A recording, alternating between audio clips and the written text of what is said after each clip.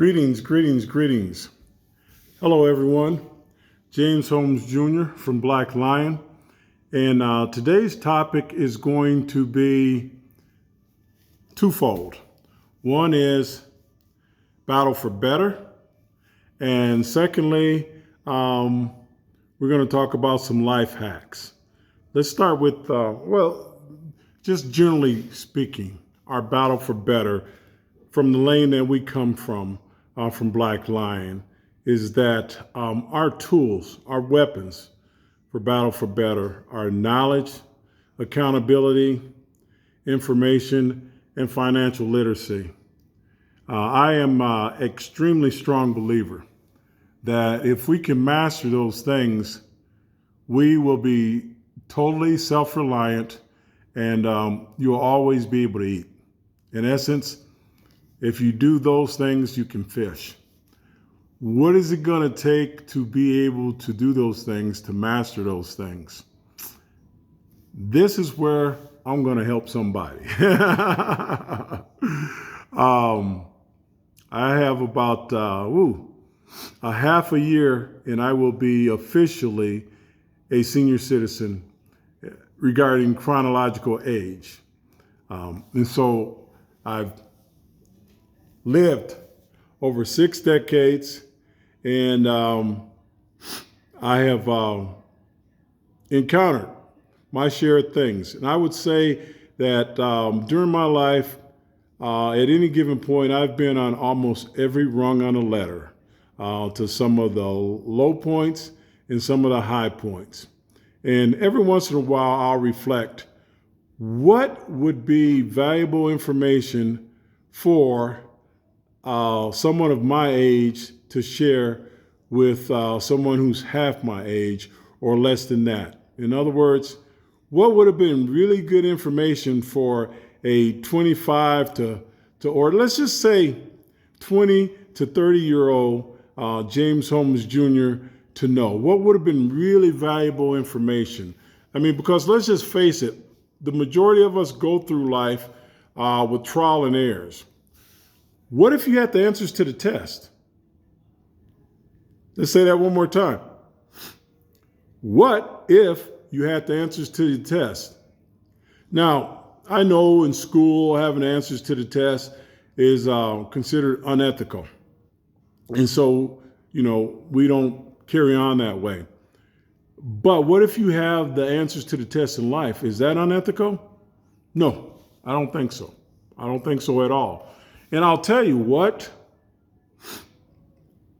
a good portion of the very, very, very successful and the very, very, very wealthy, they already have the answers. I was talking to a young gentleman earlier today. We were just talking about just different investment philosophies and theories and things like that and trends and so forth. And, he's, been doing it for a couple years and really working hard on learning everything that he can. And one of the things we talked about is I just told him, I said, yes, I was fortunate. I was, blessed to have acquired a lot of that knowledge, at a fairly young age, with the Wall Street education and things like that. And I knew right then and there, I would never go hungry. I knew that. Unfortunately, that information is not shared with the majority of the population. And when you're really on the inside circles of Wall Street and the larger investment firms, one of the things that you notice really quickly is that the house or casinos in Vegas, they're amateurs. They're amateurs compared to the Wall Street firms.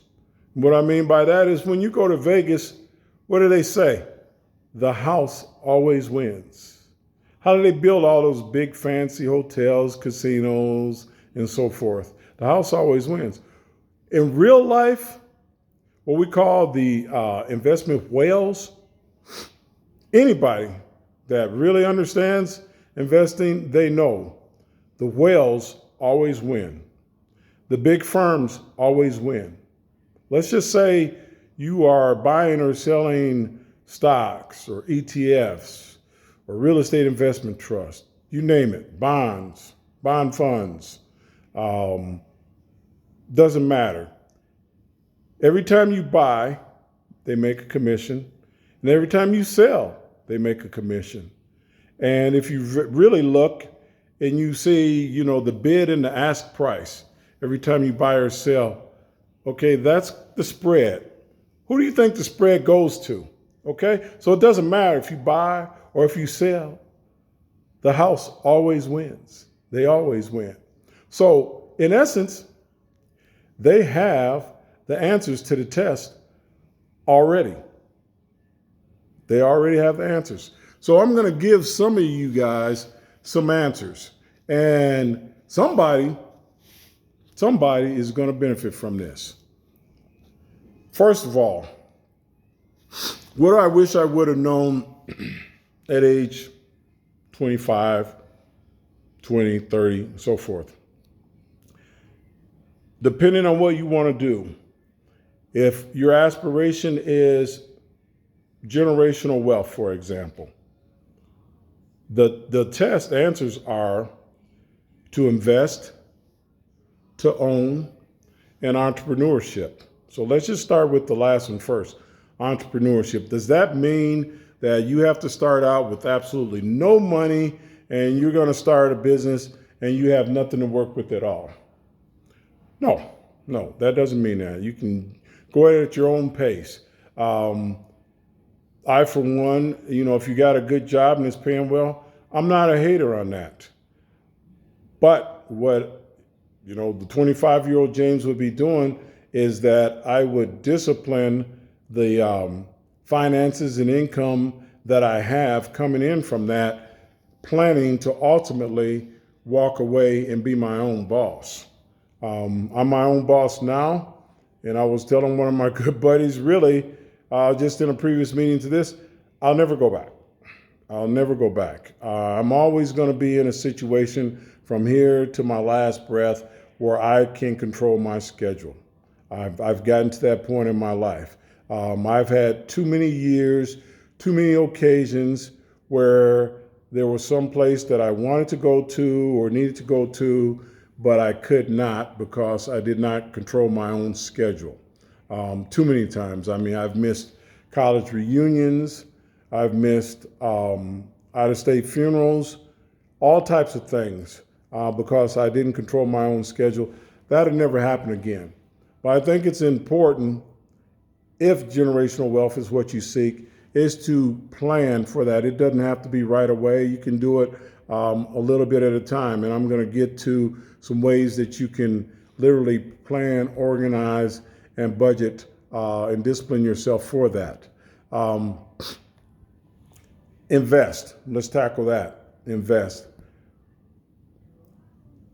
To me, it is very, very important to invest as soon as possible. Doesn't matter. Start from where you are. I don't care if you got $200. You can get on your phone and you can open an investment account with several places. SoFi, Robinhood, Acorn, all types of places for very little money. You can get started. And once you get started, you're building momentum and you can take it from there. And so a lot of people never start because sometimes they're paralyzed with indecision because for whatever reason they believe, well, they don't know enough, they don't have enough knowledge.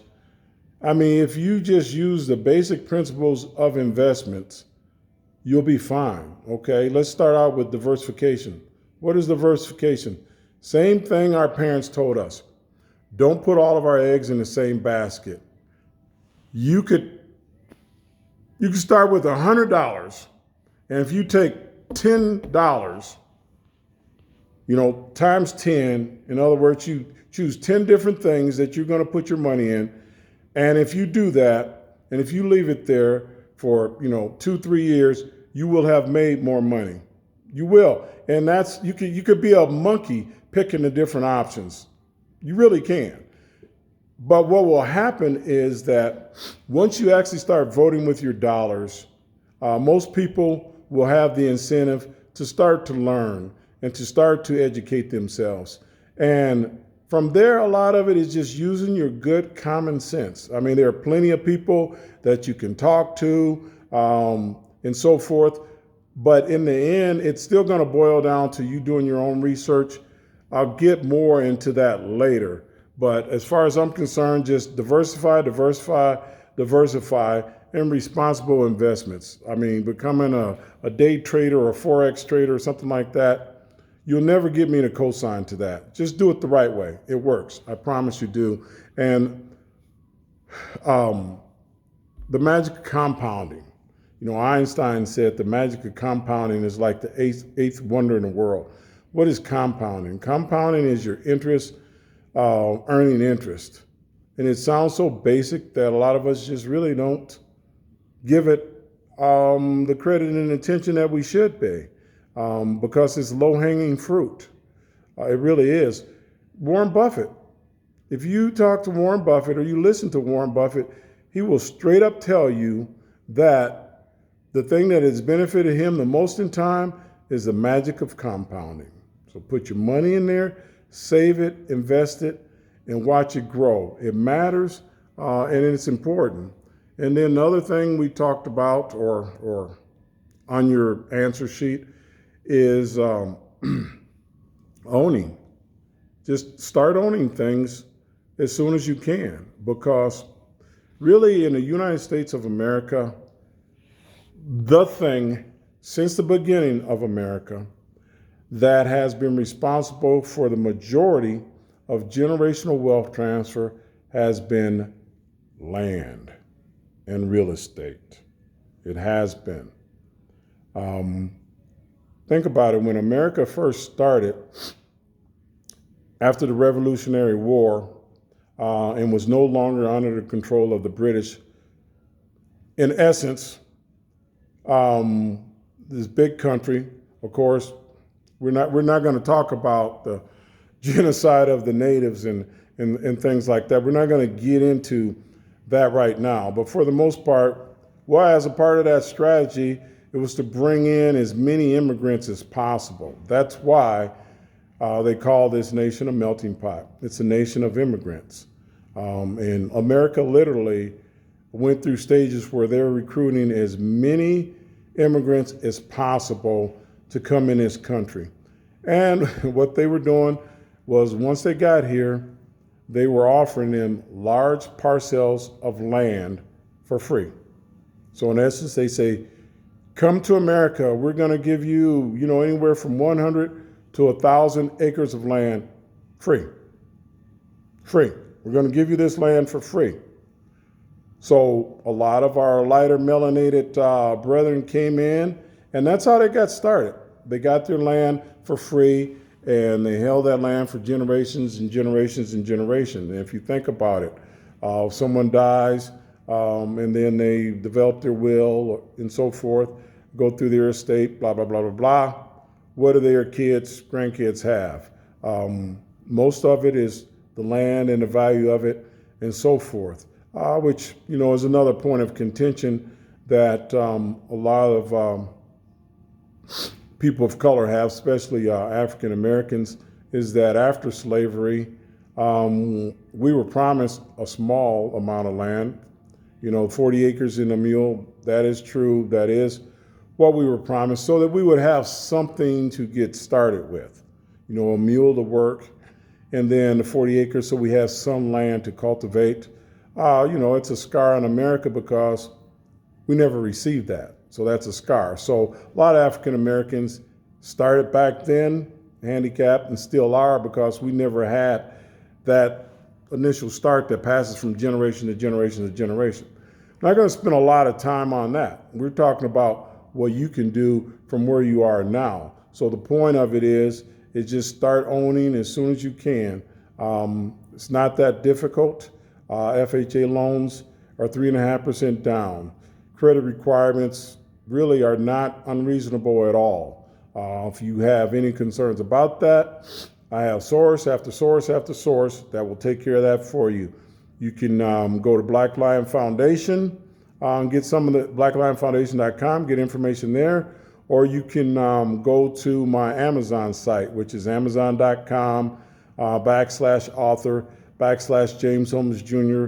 I've written several books about it, and they're all inexpensive. So in essence, you could buy a $20 book, and boom, the answers are there. What to do about your credit? How do I buy it?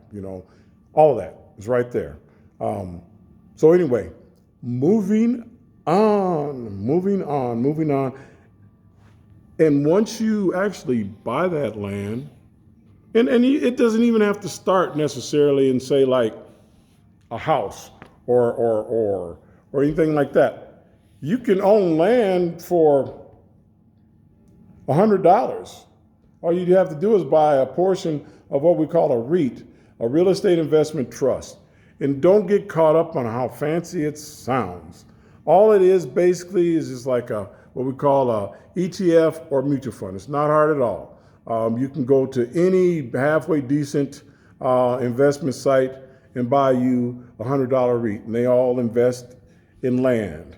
You can get your feet wet that way. So in other words, those are your answers: to invest, to own, and entrepreneurship.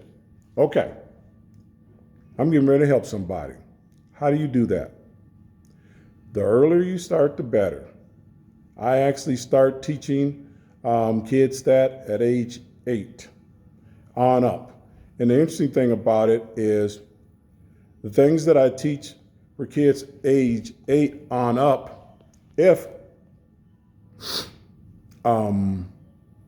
even as adults, if we follow these rules, it will change your life. If you follow the basic rules, it will change your life. Is it easy? No. I'm not sitting here telling you that I have a magic pill or a magic potion or anything like that, but I am giving you the answers to the test. Now, by having the answers to the test, you can let them go through one ear and out another. That's on you.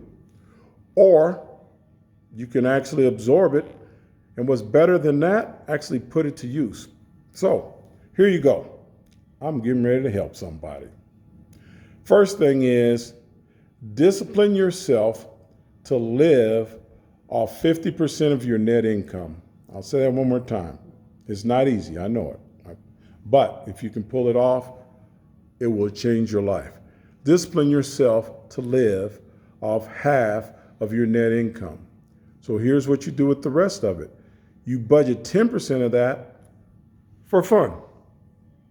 Doesn't matter. Whatever it is you like to do, as long as it's not illegal, budget 10% for fun. That way, you're not depriving yourself. One of the reasons why plans don't work a lot of times is because people feel deprived, and it works on their psyche and their subconscious. And then their psyche and their subconscious work to distract them and to sabotage them. So you're dealing with that right up front. 10% for nothing but fun, whatever you like to do. 10%. Also, save 10%, another 10% for things you like. Wow. So you're saying, man, James, I thought this was going to be like super hard, and you're telling me 10% on just me having fun? Yep, that's what I'm telling you. And you said another 10% on things that just I like? Yeah. So that 10% on things that you like, I call it savings. My definition of savings is not necessarily, putting something in the bank for 2, 3, 4, 5, 6, 7, 8 years. That's not what I'm talking about. I view that as something that you set aside for something you want. It might be a car. It could be whatever, a boat, motorcycle, TV, I don't know, whatever you like, whatever you want. It might be fancy coat or suit, doesn't matter. Whatever you want, you don't have to deprive yourself, but you put it in a category. And so to me, savings is anything that, you're not walking around with in your pocket chain or something like that. You decide you want something and okay, boom, I'm going to just set this aside and I'm going to save it for something that I'm planning on that I want to do. Okay. Next, invest 20%. So 20% goes to investing. And, we can go through details on that later. I have plenty of podcasts on investing on our YouTube site, our Black Lion Foundation YouTube site. And there'll be more dropped on that too. But as you get started investing, you'll get more and more confident with that. But 20% on investing, and things that I define as investment are things that you don't plan on touching, in the next, 2 or 3 years and so forth. So just 20% just in investing and growing your money. And then the last 10%, give it away. You're like, what? No, I didn't stutter. You're going to give away 10% of your money. Now, who you give it away or what you give it away to, that's your choice. Some of us like to give it to God. Some of us like to donate it. Or maybe you just want to help somebody out. It doesn't matter. Give it away. A lot of the forms that we give to are tax write-offs anyway. And so guess what?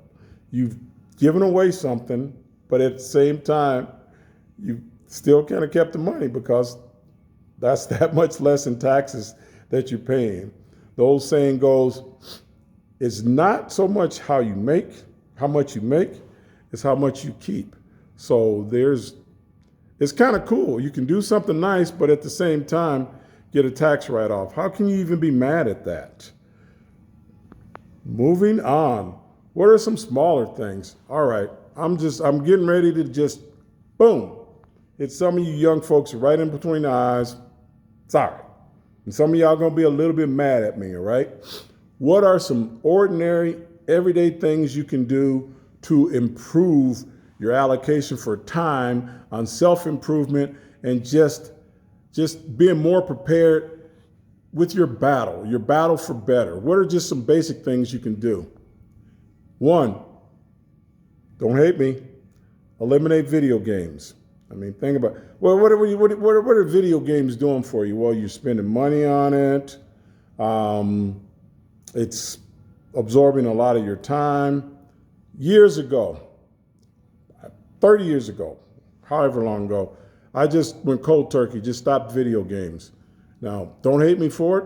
If you can discipline yourself, maybe even to cut it way down, but that time matters. The reason is because all of us have 24 hours in a day.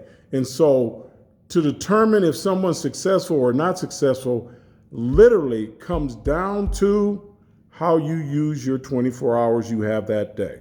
That is the difference between the successful and the non-successful. How do you allocate your time? You get to make those choices. Number 2, read nonfiction. Some people like reading fiction for fun, whatever floats your boat.